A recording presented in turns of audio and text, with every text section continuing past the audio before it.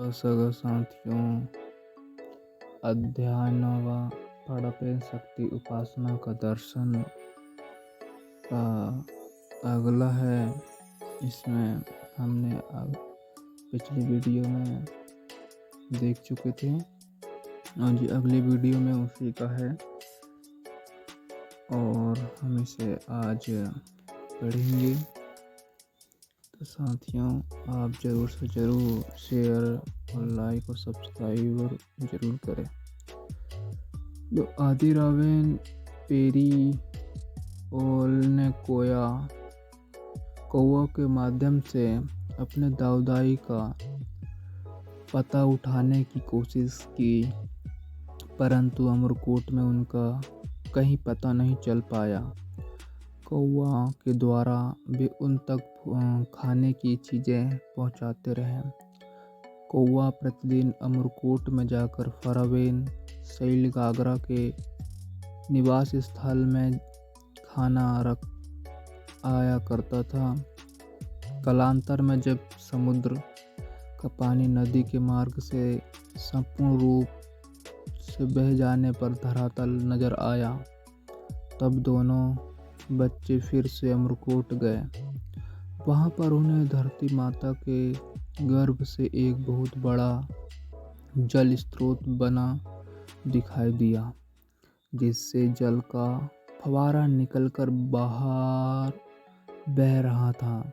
उन्होंने वहाँ पर सिंगमाली पक्षियों के एक जोड़े को देखा, जो उनके दाऊदाई के लिए कौवा के माध्यम से भेजा गया भोजन खा रहे थे। बच्चों को देखकर वे दोनों उड़कर वहां स्थित सरई के पेड़ पर जा बैठे और उन्होंने अपने जन्मदाता फरावेन शैलगागरा के स्मृति में उनके प्रतिकार बनाकर सरई के पेड़ पर स्थापित किए।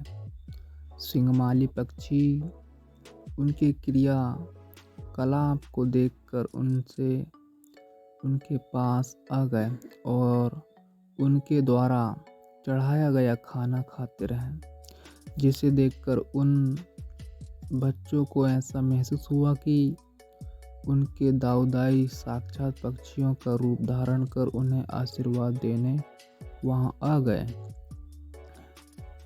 उन्होंने सिंगमाली पक्षियों को अपने दाऊदाई के रूप मानकर उनके आगे नतमस्तक हो गए। यही कारण है कि कोयावासी गोंड समुदाय के गढ़जीव आज भी सिंगमाली पक्षी को उनके जन्मदाता फरावेन शैलगागरा का रूप मानते हैं। इस तरह फरावेन शैलगागरा के शैलगागरा दाऊदाई प्रतीकों की स्थापना का वह स्थल आज भी कोया वंश भीड़ी के नाम से जाना जाता है।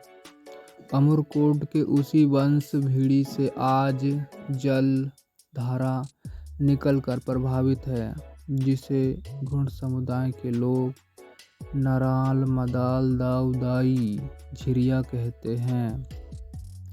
उसी नराल मदाल झिरिया से नर्मदा नदी का उद्गम हुआ है।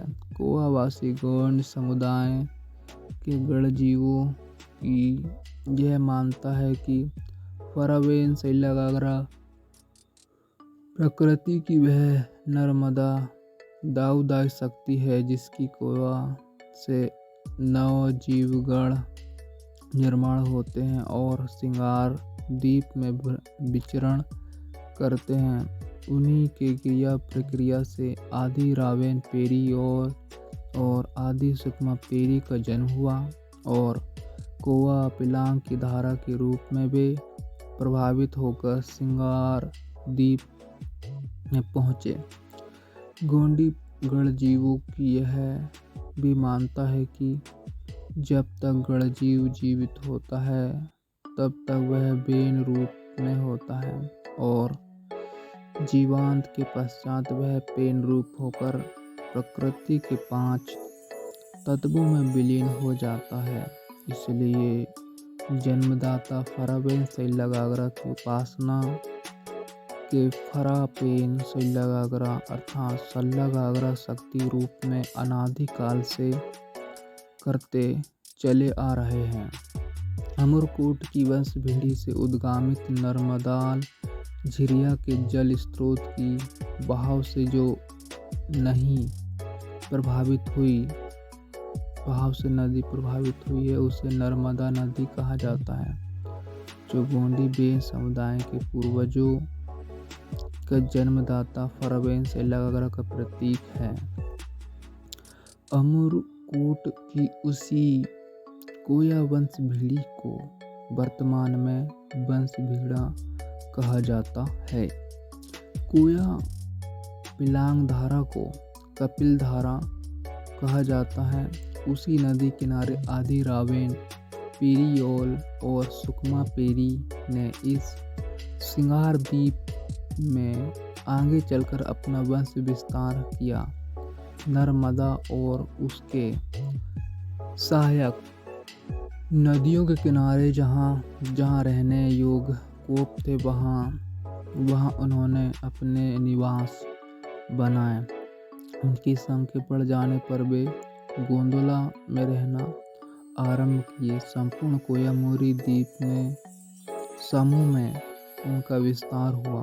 आगे चलकर गोंडी, पुनेन, मुटवा, पांडेपारी, कुपालिंगों ने उनकी सगावेन युक्त सामुदायिक संरचना प्रस्तापित की, जिसे अपनाकर वे गोंडोला के गोंडी सगावेन बने। गोंडी सगावेनों का राज जिस भूभाग में विकसित हुआ उसी भूभाग को गोंडी बेनों का गोंडवाना कहा जाता है, जिसे भूगर्भ शास्त्रियों ने व्यापक रूप से स्वीकार किया है।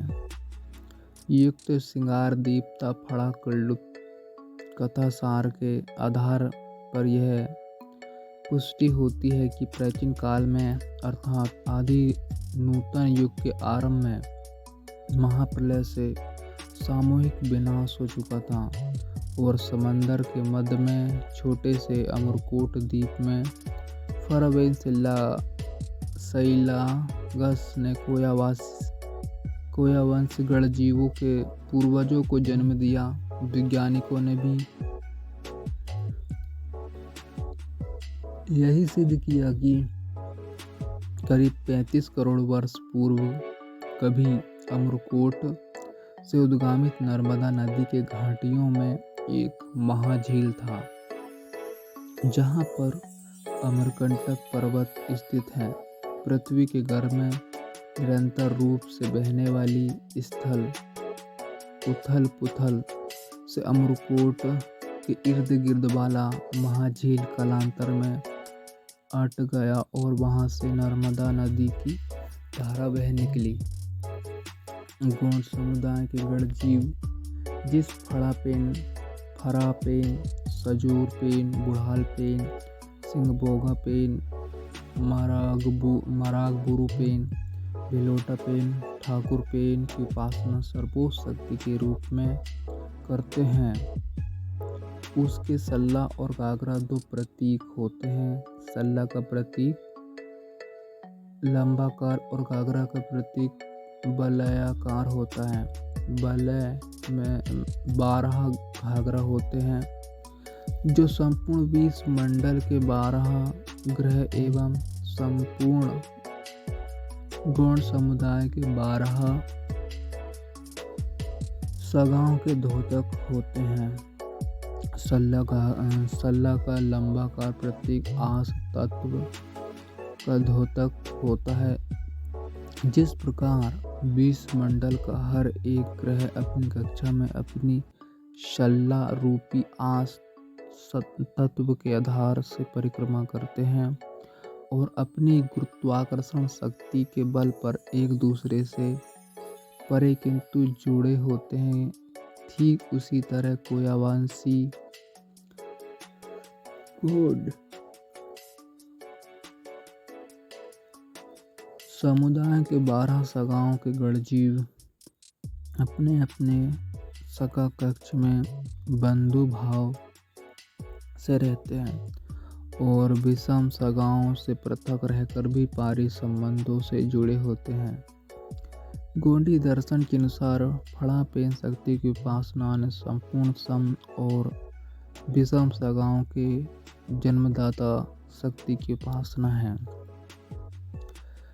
फड़ा पेन शक्ति के सल्ला और घाघरा ये दो परस्पर विरोधी किंतु एक दूसरे के पूरक पूना उना धन ऋण गुण सत्वों की क्रिया प्रक्रिया से ही प्रकृति में एक रूपता और नियमबद्धता बनी रहती है। गोंडी पुणे मान्यता के अनुसार जिस जगत में हम रहते हैं उनके वे अनेक प्रकार के क्रियाकलाप एवं व्यवहार करते हैं, जिसका अपने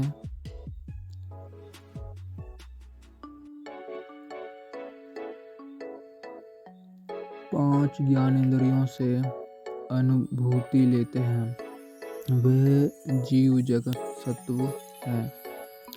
जब जगत यह मिथ्या या मध्यभास नहीं है, हमें जैसा ज्ञानेंद्रियों के माध्यम से अनुभव होता है वैसे ही उसका स्वरूप है। प्रकृति का चक्र सूत्रबद्ध तथा नियमबद्ध रूप से निरंतर चलते रहता है। इसका संबंध फड़ा पेन शक्ति के सल्ला घाघरा परस्पर विरोधी किंतु एक दूसरे के पूरक पूना उना गुण सत्वों का आपसी क्रिया प्रक्रिया और उनका कार्यकरण संबंध है। कोई भी घटना घटित करना या रोकना किसी के भी बस में नहीं है। नियमित नियति या प्रकृति शक्ति जिसे फड़ा पेन मुर्रा पेन गुड़ा पेन या सजोर पेन कहा जाता है, सभी घटनाओं का घटित करता एवं नियंत्रण करता है। उसे ही गोंडी पुणे मुठवा पहांदी पारी गोपाल लिंगो ने जीव जगत का सर्वोच्च प्रजनन शक्ति माना है। गोंडी पुणे दर्शन के अनुसार प्रकृति वह वस्तुनिष्ठ सत्य है। वह पहले भी थी और भविष्य में भी रहेगी। सत्य का स्वरूप स्वयं सिद्ध है। भौतिक जगत का ज्ञान ज्ञानेंद्रियों के माध्यम से ही होता है। ज्ञानेंद्रियां यही यथार्थ ज्ञान प्राप्त के साधन है। अपने पांच ज्ञानेंद्रियों के माध्यम से प्रत्येक जीव जगत का ज्ञान प्राप्त करके अपने बौद्धिक शक्ति के आधार पर उसका अर्थ लगाकर तदनुसार अपना बर्ताव एवं व्यवहार करना यही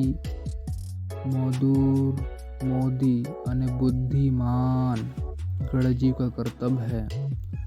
बौद्धिक ज्ञान शक्ति से ही प्रकृति के सत्वों का और उनके स्वभाव गुणधर्मों का बोध होता है। प्रकृति के तत्वों की ज्ञानोपासना आने पर सपेन शक्ति के सल्ला घाघरा गुण संस्कारों की क्रिया प्रक्रिया से निर्मित जीव जगत की उपासना करना है। प्रकृति की सर्वोच्च ज्ञान शक्ति की उपासना करना आने जीवगण के दिल में सभी जीव जगत के प्रति सेवा भाव जागृत होना है। इसी सेवा भाव ज्ञानानुभूति को गोंडी पुणे मुठवा पोय पहांदी पारी गोपाल लिंगो ने सुरवे पेंतो सर्वोच्च आनंद की अवस्था माना है। इस अवस्था में बुद्धिजीवी जीवगण के नाम के मन में सगाजन सेवा भाव, प्राणी मात्रों के प्रति सेवा भाव और निर्जीव सत्वों के प्रति आस्था एवं सेवा भाव जागृत होता है। इसी अवस्था में उसे सर्वोच्च आनंद की अनुभूति होती है, क्योंकि सगाजन सेवा भाव में ही स्वयं का कल्याण साध होता है। यही परसपेन शक्ति उपासना का दार्शनिक स्वरूप है। इस प्रकार उच्च कोटि के दर्शन से परिपूर्ण जो परसपेन शक्ति की ज्ञानोपासना है, वही प्रकृति के गुण सत्वों से निर्माण होने वाले जीव जगत के प्रति सेवा भावना है। एक ही फड़ापेन या सिंह भोगापेन अधिष्ठान शक्ति के सल्ला और गागरा, यह दो यथार्थ तत्व है। सल्ला गागरा पूना पूना दाऊदाई नर्मदा दाया वाया आस चक्र सामनी उन्मानी, ये दोनों प्रकार की भाव शक्तियाँ फड़ापेन शक्ति के दो अंग हैं, जो जब तक इन दोनों परस्पर विरोधी गुण सत्वों का आपस में क्रिया प्रक्रिया नहीं होता, तब तक नवीनतम गुण तत्व प्रादुर्भावित नहीं हो सकता। इसी फड़ापेन शक्ति का ज्ञान अनुभव होना आने गण जीवों को जीव जगत का यथार्थ ज्ञान अनुभूति होना है। इसी ज्ञान अनुभूति को गोंडी पुणे मुठवा पोय पहांदी परिकपाल लिंगों ने बौद्धिक ज्ञान का साक्षात्कार होना कहा है। इसलिए गोंडी पुणे मुठवा पहांदी परिकपाल लिंगों ने तत्व ज्ञान के ज्ञान दृष्टि से यथार्थ ज्ञान प्रकाश की अनुभूति होती है, ऐसा अपने खोया वासी गण जीवों को मार्गदर्शन किया है।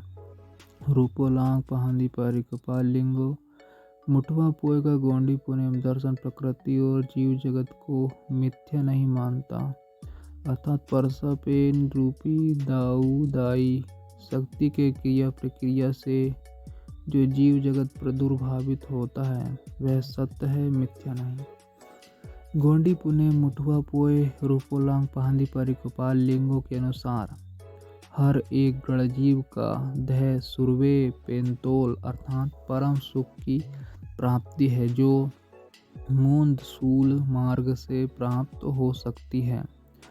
गणजीव स्वयं पूर्ण सत्व नहीं होने के कारण वह अकेला जी नहीं सकता। उसे अपने मानसिक, शारीरिक और बौद्धिक सुख शांति के लिए प्रकृति के अन्य सभी जीव सत्वों पर अवलंबित रहना होता है। प्रकृति के अन्य सत्वों की सेवा उसे तभी प्राप्त होती है जब वह स्वयं अन्य जीवों की सेवा करता है। इस तरह सभी की सेवा में ही स्वयं की सेवा, स्वयं का कल्याण, जिसे सुरवे पेंतोल कहा जाता है, निहित है। इस तरह सर्व सेवा भाव की जागृति आने सर्वोच्च आनंद या सर्वोच्च कल्याण की प्राप्ति है। इसे ही गोंडी पुणे मुठवा पोय पहांदी परिकपाल लिंगों ने सुरवे पेंतोल अर्थात सर्वजीव जगत का कल्याण कहा है। गण जीवों के सभी अन्य ध्येय इस अंतिम ध्येय से बहुत ही गौण है। तो साथियों, बस इस वीडियो को यहीं समाप्त करते हैं। सभी को जय सेवा, जय जोहार, जय भीम, जय संविधान।